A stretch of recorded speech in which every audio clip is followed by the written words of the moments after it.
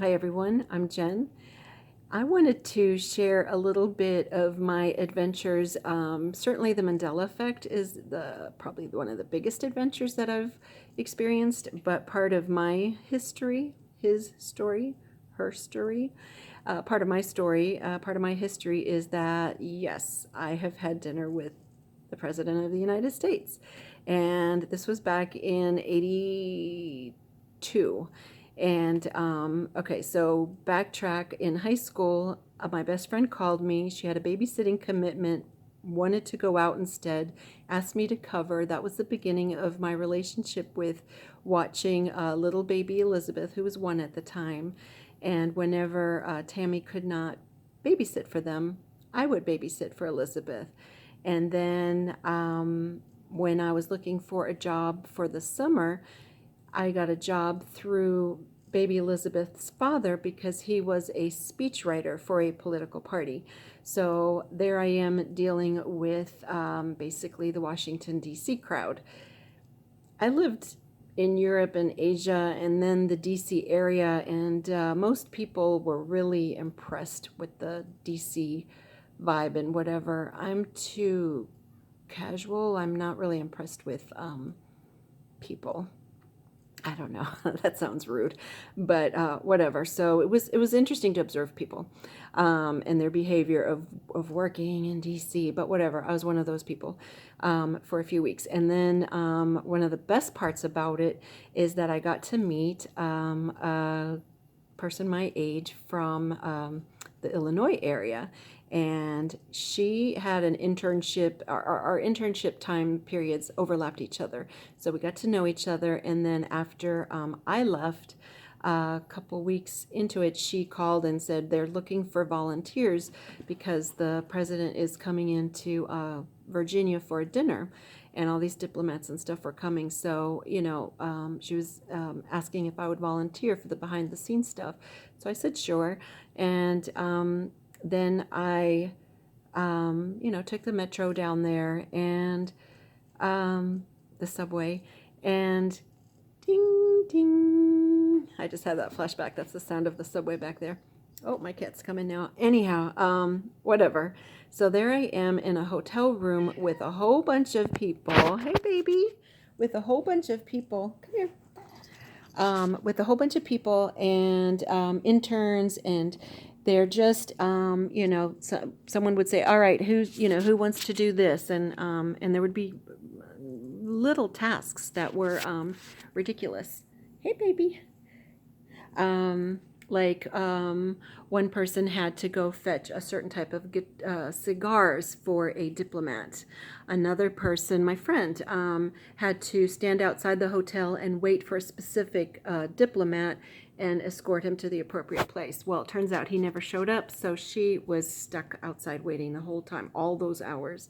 And all these hands would go up, and they were eager beavers wanting to volunteer and everything. And I wasn't really into anything. But then in walks obviously a security guy. He walks in really quickly and has the thing by the ear and what you see on TV really, and sunglasses. I don't know why they wear sunglasses. I have a feeling that sunglasses are actually cameras for something so that other people, whatever he's looking at and facing, whatever. Whatever. I'm always wondering, right? Okay, and then so when he walks in and he whispers to one of the organizers, and the organizer says, "Who has not had a turn yet?" Well, most people already have gone twice, and then everyone looks at me because I had not even gone once yet. So then they're like, "Okay, you go with him." And this security guy, or whatever, Secret Service guy, whoo, sorry, ends up quickly walking out, and he's expecting me to follow him, but there have been no commands to follow him. So then I'm looking at the organizer, and he's like, "Go follow him." And so then I, in my high heels and dress and whatever, it was very, you have to dress up to be part of this crowd, and I'm following him, and he is then like a ticker tape, giving me instructions about this envelope. Do not open this envelope. Do not look in it. Take this and, take the taxi to dip, dip, dip, dip, and then giving me instructions. Once you're in there, this complex, do not give it to the person at the envelope to the front desk. You have to deliver this specifically to the diplomat related to Mexico. And I believe it was the American diplomat. Like, he's normally in Mexico, but he had flown back. But whatever, I don't even know his name. I'm not one of these. I don't know if there's a name for it, but I'm not like a groupie. I'm not a DC groupie. But so anyhow, and it's like they're going to want to take the envelope from you. They're not going to want to let you go through their secured housing thing for these special diplomats, but you have to give it to him directly. So, and then by that time I had followed him all the way down to the lobby of this huge Crystal City, Virginia hotel. And he goes, "Do you have any questions?" And I said, "I don't know how to hail a taxi." This was way over my head. Everything was way over my head. Like, I don't even know if I could have get the right cigar for the diplomat task, And now here I am with this envelope I'm not supposed to even like give to anybody. And so he looks up to where, sorry, there's a fruit fly. He looks up to where we came from, and it's too far away. This is like urgent, the way his, attitude is. And so then he gets one of the limo drivers that's supposed to be for the important people. And so he whispers them to him, gives him the directions of where to go. Because even that was blowing my mind. I don't know the DC area. I lived in the suburbs, whatever. And so the limo driver, he was so sweet. He could tell that I was this very naive young woman. How old was I? I don't even know how old I was. So maybe 18. 17, I don't know. And then so he opens the door for me. I get to sit in the back of this limousine. It's the first time in my limousine, and I'm like, wow, like that should be the whole story of this video, right? Because I don't know how many people get to ride in a limousine. And he was so kind, and I was just looking around and observing, like, oh, do the people, in cars next to me, do they think that I'm a celebrity or whatever? So, that should be this whole story, right? So there I am, and it took a while just because of traffic to get to this place I believe it was in Georgetown. And that envelope, it was not sealed. So I'm always wondering and thinking, because I have learned you don't just outright trust what is handed to you. So not that I was wondering, is this like bad stuff, but I was curious. So, Curious George, the monkey with the tail. And so I did. I slid my finger in the open part of the that brown envelope.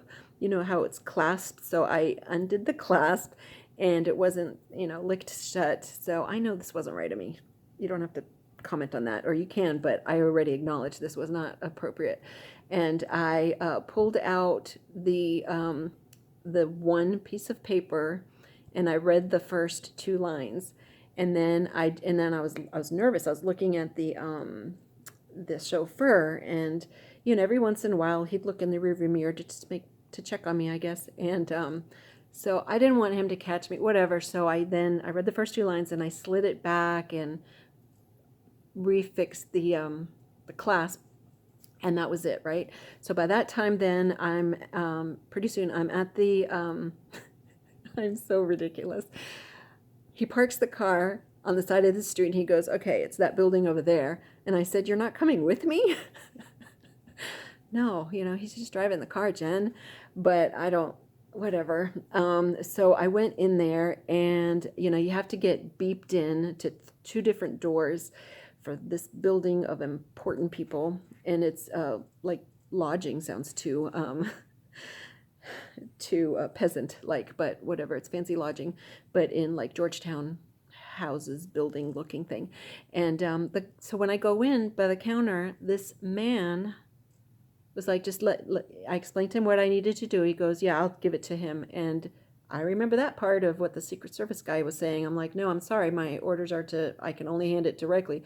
Yes, I understand. You already went through clearance, so everything is fine. And I'm like, we're doing this back and forth. And I'm like, nope, sorry, I'm not doing that. I have to hand it to him directly. So then he, annoyingly, he's annoyed with me. And then he calls the guy, and the guy says, I can come in. So then he says, it's down there. So now I'm like, oh, you're not going to walk me? Because, I'm a little girl who needs the chauffeur to drive to walk her to the building, and I need the guy behind the counter to walk me to the appropriate door. So it's basically like a hotel. So I finally find the correct hallway with the correct room number, and I knock on the door, and this man is naked except for a towel around his waist. And the whole Monica Lewinsky thing didn't even happen yet. Sorry, Monica Lewinsky, but that's our way of quickly shortcutting it. And I don't know if he wanted more. I'm not that kind of girl, and I'm not a groupie.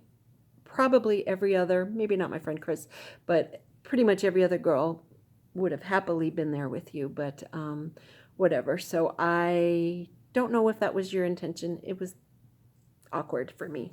And so I stayed in the hallway, and I handed him the envelope, and he thanked me, and then I left. So then I'm nervous now, because what if he sees this for some reason, and no, wife, he didn't do anything. That's just a little girl's crazy imagination.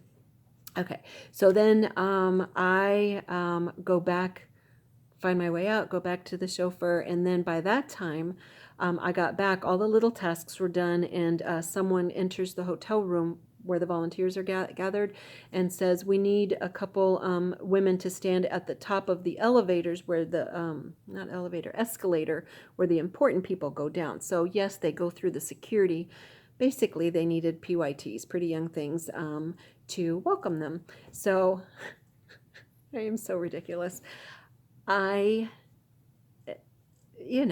was a pretty young thing. Now I'm a pretty old thing, but whatever. So I was one of the pretty girls welcoming there. And then I see him, the diplomat whom I gave that envelope to. And I'm like, oh, hi, good to see you again. Remember me? And he is just looking straight ahead, because his wife's next to him. And it's like, Jen, you're so inappropriate with that comment. But when I spent time in a homeless shelter, I'm the Pollyanna girl walking in there, skipping with like a Little Red Riding Hood basket and like Pippi Longstocking braids and extra big freckles, going, hi, how are you? Hi, I don't know. For those of you who've not spent time in a homeless shelter, it's pretty much like Orange is the New Black mentality. You do not talk to others. Whatever. So that's what I was doing. I'm like, hi, remember me? And that was just unprofessional. So I'm ridiculous. I get it. So then the important people go down the stairs. Then out of that group of PYTs, then they say, we need a couple of you to go downstairs. Who wants to be? And they pick. I never volunteered for anything except to actually be a volunteer. But then they picked me and a handful of other girls. And then from that smaller group. And then so we went down the escalators. We were checked through the security part. And then there was another security door to this whole big, huge conference room. And so we got to welcome people there through that doorway thing. And then out of that group of girls, 2 or 3 of us were allowed, they chose us to stand, and we could literally stand at the doorways with the open windows. And I'm like, that's really considerate of them to take time to let some of us watch. So, and as I look in, it's like there's tables of 8 or 10, probably 10 or 12, I don't know. But I don't know how many there were. It was a huge, huge, huge room with, white tablecloths and round tables full of fancy people, and people were still standing around, and not everything's filled up yet, but it was kind of cool. Well, then guess what? Then there were 2 of us that were allowed to get inside the doorway, and I was like, wow, I was chosen. So there I am. There were people standing on the edge of the wall by the doors. So I don't care, and I don't know who all the important people are. But what I'm looking at, all right, who are the undercover cops? So I'm just looking around, and it's a huge room, so I have to look around, and then I spot one.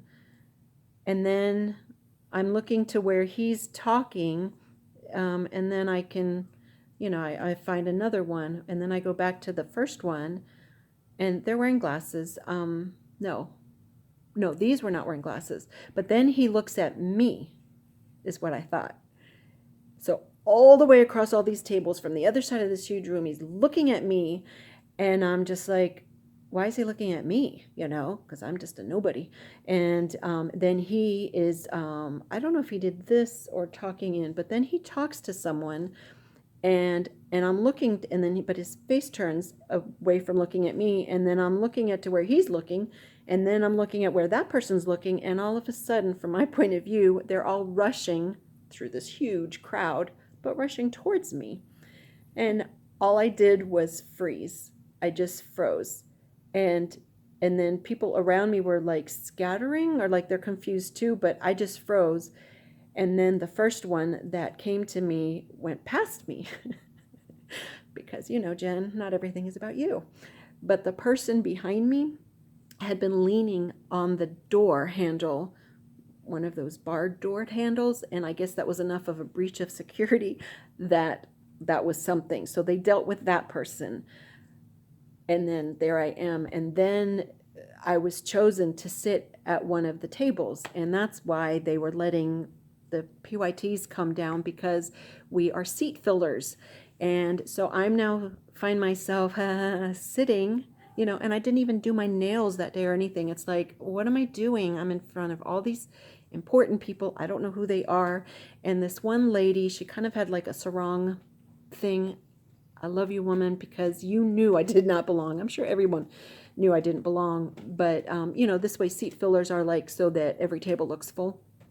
Gosh, I probably filled the seat of that guy my friend was waiting for. Hey, oh, good boy. It's not the furniture. Yay. Anyhow, so then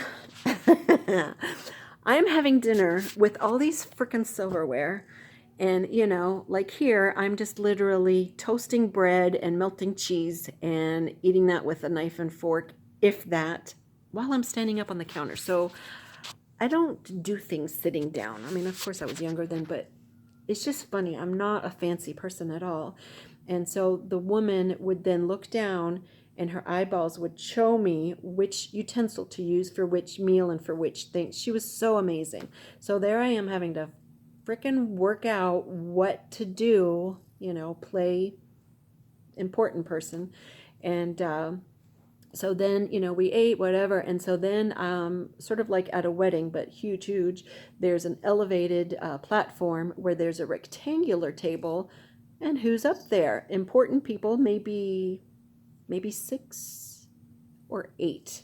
And a couple is that diplomat from Mexico, the one that I handed the envelope to. I was like, oh my gosh, he's not even sitting in one of these tables, but actually up there. And I remember his wife was eating with her mouth open. Like, I even knew to not chew with my mouth open. But whatever. I'm sure people are pointing at me going, look at that girl. So whatever. But I'm observing as well. And then a speaker got on the microphone. We were finished eating, and it was time for the big thing to happen. I did not even register that. I didn't understand what was happening. I wasn't thinking ahead. I was too busy using the right utensils. So whoever gets on the microphone first, he then says, it introduces the diplomat, the one that I handed the envelope to. And so then he says, thank you. And he stands up, and not reading anything, he gives a little spiel, and the first 2 lines are of the document that I literally handed to him. I handed him the document of what words to say to introduce the President of the United States of America. And this is the part where maybe it's Mandela Effect related, because history says Ronald Reagan was there. I know he was introducing Ronald Reagan after I heard it, but I left my body and it was too much. Whenever something traumatic happened, I would leave my body. This was not someone abusing my body. This was like a mind-blowing thing that I was in charge of the words to introduce the President of the United States. And now he never ate dinner with us, so, but he was there at our dinner.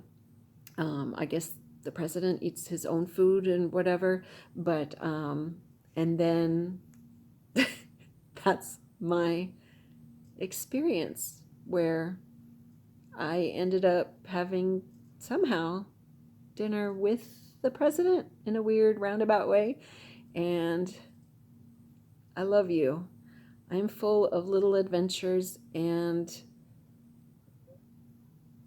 it's just who I am, and I love you. All right. Thanks for listening.